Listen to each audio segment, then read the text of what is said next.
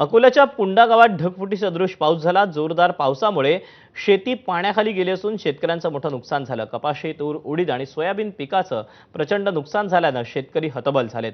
तात्काळ पंचनामे करून मदत द्या अशी मागणी आता शेतकरी करत आहेत।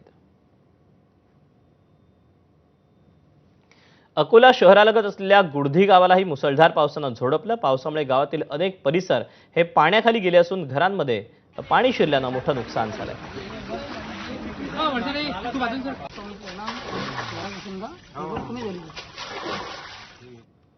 संध्याकाळी अकोला लगतच्या गुडधी गावात पाऊस झाला आणि होत्याचं नव्हतं कशाला होणं म्हणतात। आपण पाहतोय की मी जिथे उभा आहे हा कोणता नाला किंवा नदी नाही, तर हे या गावातला रस्ता आणि या गावाच्या रस्त्यावरून कसं पाणी वाहतंय आपण पाहतोय।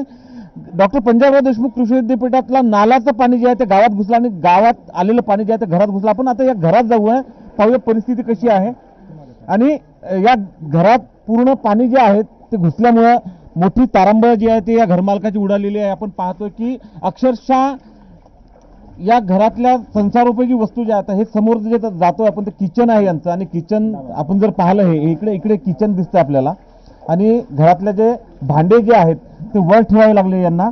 आणि गेल्या अनेक वर्षांपासून या गावकऱ्यांची मागणी आहे की दर पावसाळ्यात या नाल्याचं पाणी गावात घुसतं आणि प्रशासनानं यावर काहीतरी ठोस उपाय शोधावा म्हणून करावा म्हणून त्यांनी अनेक वर्षांपासून मागणी केली आहे। मात्र प्रशासन कोणत्याही प्रकारची यांच्या मागणीची दखल घेत नाही आणि दरवर्षी पावसाळ्यात अशी परिस्थिती या गावात पाहायला मिळते। शरोणे, एबीपी माझा, गुडधी, अकोला।